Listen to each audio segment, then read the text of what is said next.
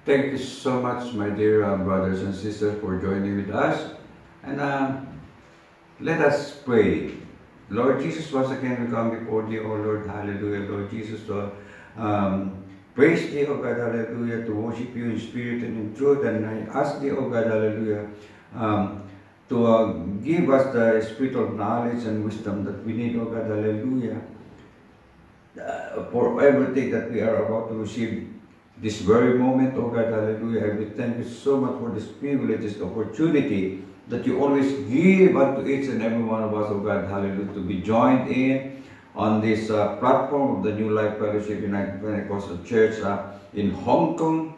Hallelujah, Lord Jesus. And thank you so much, oh God, hallelujah, for Pastor Bobby Librado, Sister Cynthia Librado, Pastor Joel, Sister Lydia, and to all and to each and everyone joining us, oh God, hallelujah. Thank you so much. Bless each and everyone. Give us the spiritual knowledge and wisdom that we may always comprehend thy teachings with utmost clarity and understanding, that it may give us light, oh God, hallelujah, into our path, and a lamp to our feet, thy words, oh God, hallelujah, Lord Jesus, that we may, our faith shall increase, O God, hallelujah, Lord Jesus, till we reach the perfection of our faith and give glory to your most holy name, Jesus Christ of Nazareth, our Lord, our God. Amen, amen, and amen. Praise God. Once again, greetings to each and everyone joined in on this platform of the prayer, morning devotion na ating sinasamahan or pinapanood every time, every morning. Ito ay kailangan ng bawat isa sa atin, sapagkat ito ang siyang makapaggagabay sa atin sa ating mga paglilingkod sa ating Panginoong Diyos habang tayo ay naglalakbay dito sa gitna ng magulo at madilim na sanlibutan.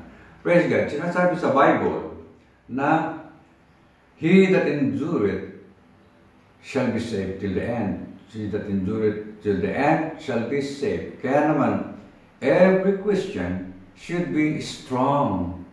This is the title of our lesson, my dear brothers and sisters. Every Christian should be strong. I would like to begin this lesson by reading Jude 20. It says, "But ye, beloved, building up yourself on your most holy faith, praying in the Holy Ghost." Ngunit kayo, mga minamahal, papagtibayan ninyo ang inyong sarili sa inyong lubhang banal na pananampalataya na manalangin sa Espiritu. Praise God. Yun pong parirala or praise, building up yourself, lend itself to various applications. The words may be applied to one who goes to his doctor. Minsan nagpupunta tayo sa mga doktor for a physical checkup, and then maririnig natin minsan na you are run down. Run down na raw tayo. We are going to build you up, sabi ng doktor. Then, before the patient leaves, his doctor will prescribe certain vitamins and recommend various exercises that will build him up physically. Praise God. From this, let us draw a spiritual parallel. Gamitin natin itong binasa natin na ito.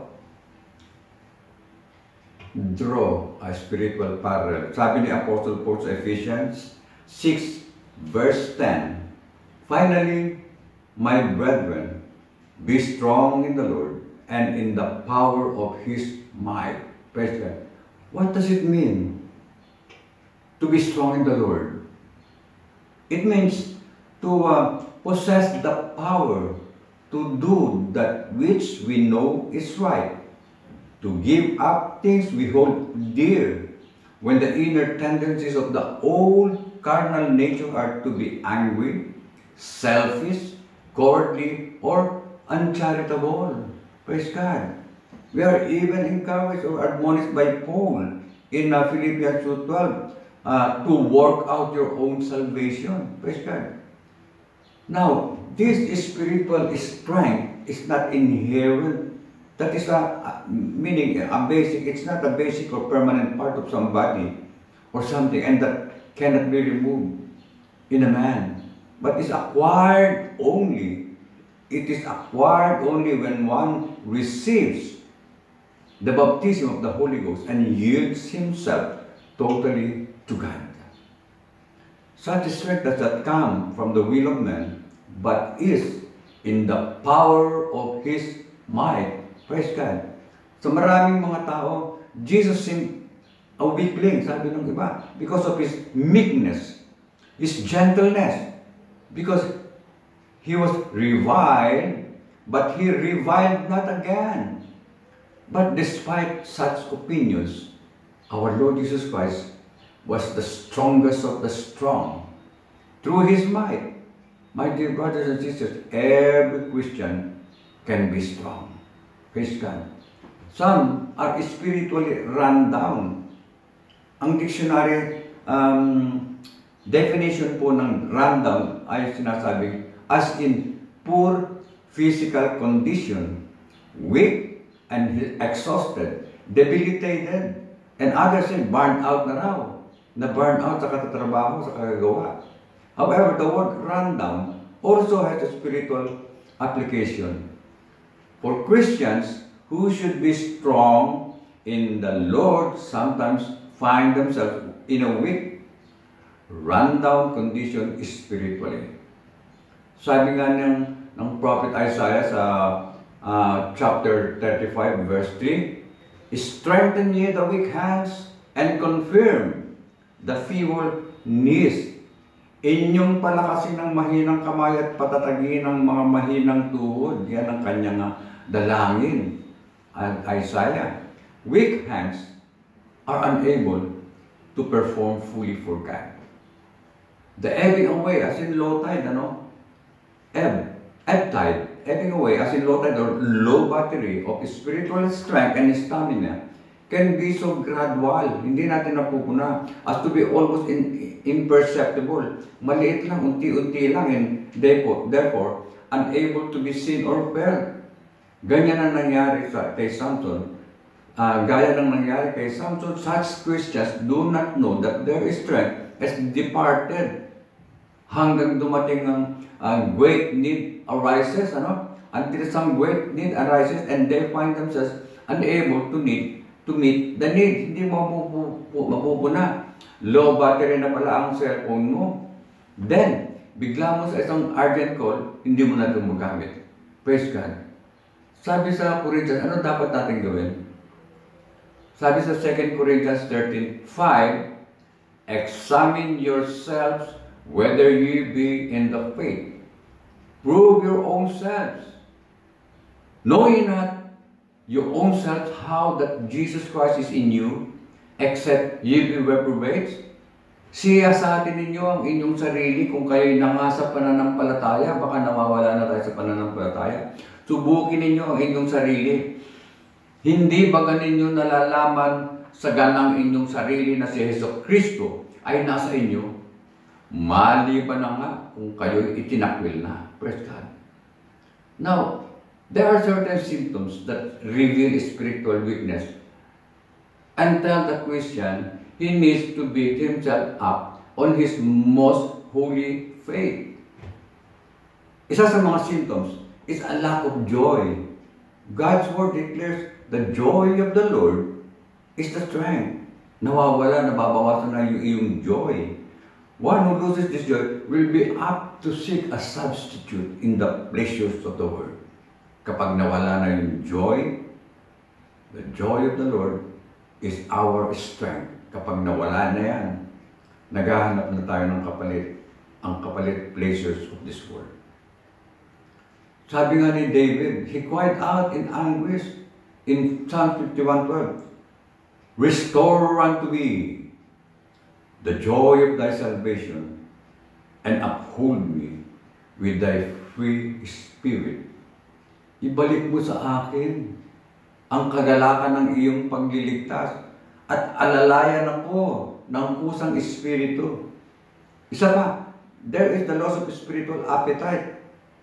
Nawawalan na tayo ng ganan sa mga spiritual na bagay. At sabi nga ng ating Panginoong Jesucristo sa Matthew 5:6, blessed are they that hunger and thirst after righteousness, for they shall be filled. If one does not hunger after or does not have an appetite for righteousness, he will not be filled. The result will be spiritual weakness and eventually spiritual death. Praise God. And then another symptom of a weak Rwandan condition is irritability.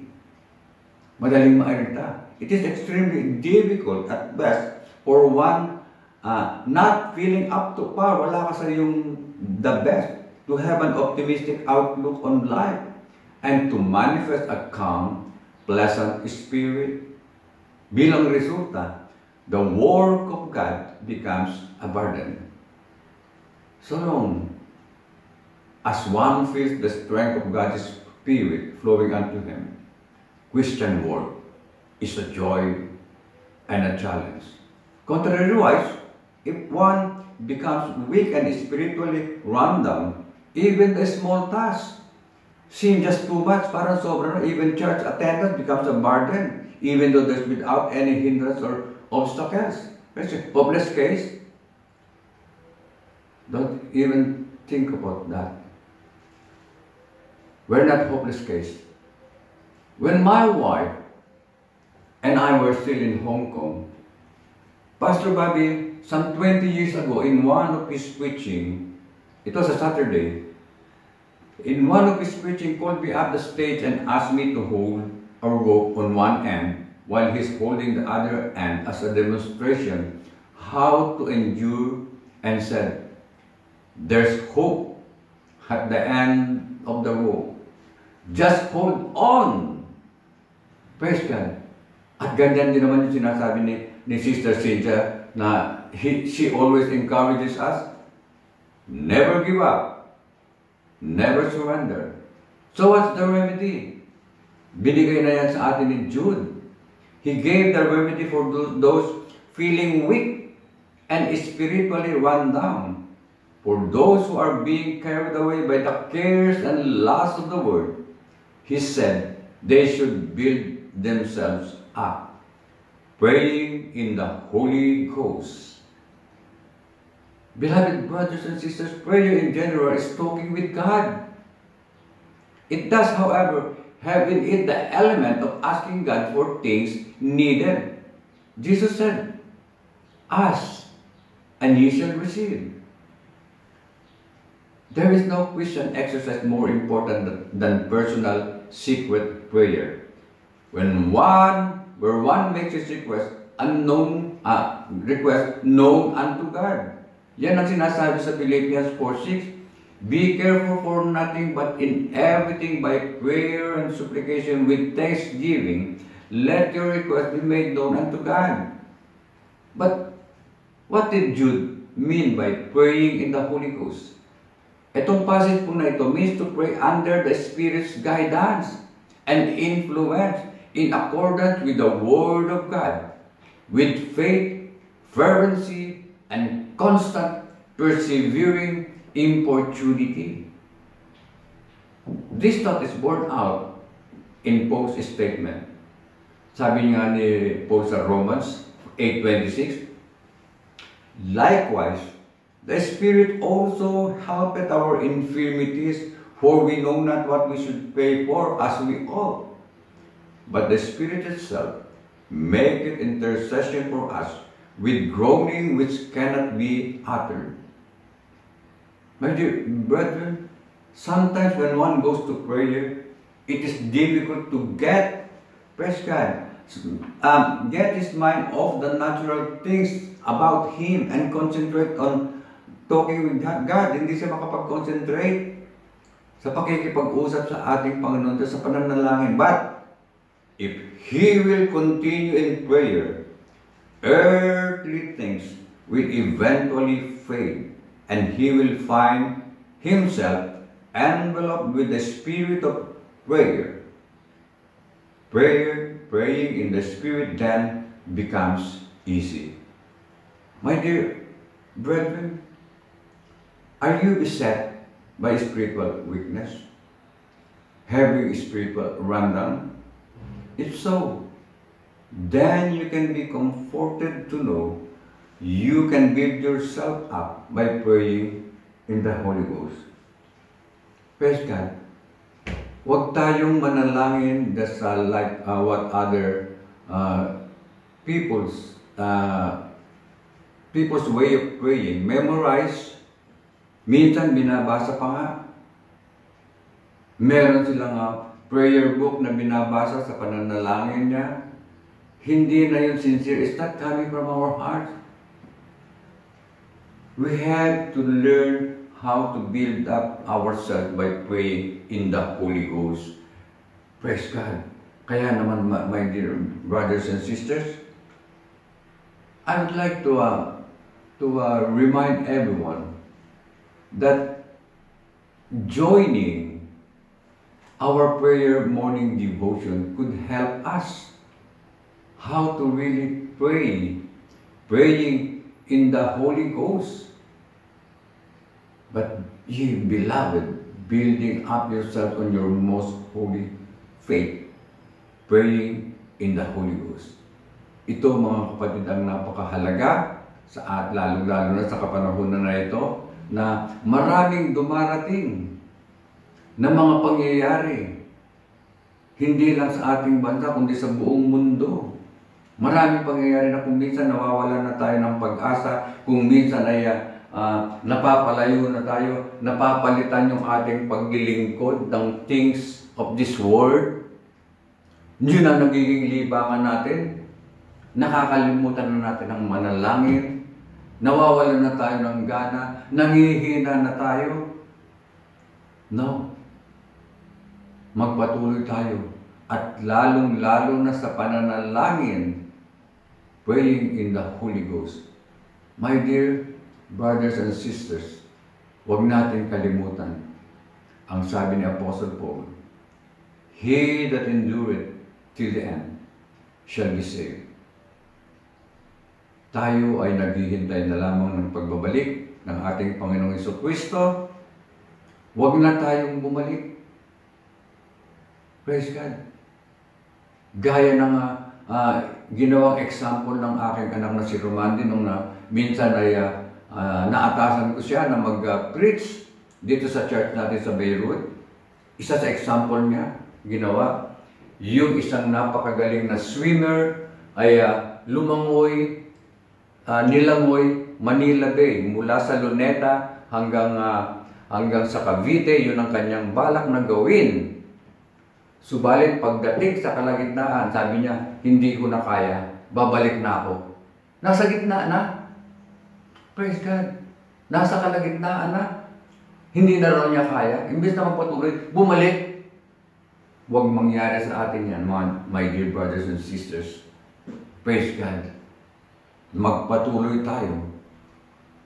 Magpatuloy tayo, my dear brothers and sisters.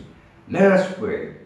Thank you, Lord Jesus, for this wonderful opportunity and privilege that you always give us, O God, hallelujah, Lord Jesus, na makarinig ng iyong mga katotohanan, ng iyong admonition sa pamamagitan ng iyong banal na aklat, O God, hallelujah, ng iyong mga salita, ng iyong mensahe. Lord Jesus, ito ang siyang ilaw, O God, hallelujah, na kinakailangan namin sa aming mga paglalakbay, O God, hallelujah, Lord Jesus, maragdagan ang aming mga pananampalataya, hallelujah, Lord Jesus, upang kami ay makapagbigay ng kapurihan, kaluwalhatian sa iyong banal na pangalan, sa pamamagitan ng pagsunod sa iyong kalooban, O God, hallelujah, at hindi ang aming mga sariling kagustuhan, lalong-lalo na ang mga bagay ng sandaigdigan na ito na siyang umaakay sa marami, palayo, hallelujah, sa paglilingkod. Kaya naman, Lord, thank you so much.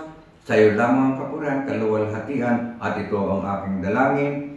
Ang lahat ay magsabing, Amen, Amen, Amen. Thank you so much, my dear brothers and sisters. Huwag natin kalimutan na mag-invite, mag-imbita tayo, mag-anyaya tayo ng ating mga kamag-anak, ng ating mga kaibigan na mag-join sa morning prayer devotion na ito ng New Life Fellowship Hong Kong, United Pentecostal Church Hong Kong, sapagkat dito ay marami tayong matututunan sa araw-araw, sa isang buong linggo. At gayon din naman sa ating mga pagsamba, anyayahan natin sila. Huwag nating sarilihin, my dear brothers and sisters, ang tinanggap nating salvation sa pamamagitan ng pag-aanyaya rin sa atin ng iba. Gayon din ang ating gawin upang sila din naman ay tumanggap ng pagpapalang kaligtasan in the name of Jesus Christ. Thank you so much, Pastor Bobby, Sister Cynthia Librado, Brother Joel, Sister Lydia, sa lahat ng mga pastors, lahat ng mga kapatiran, sa lahat ng mga bisita na nakakasama natin sa ganitong mga pagkakatipon. Maraming salamat. God bless everyone. Amen.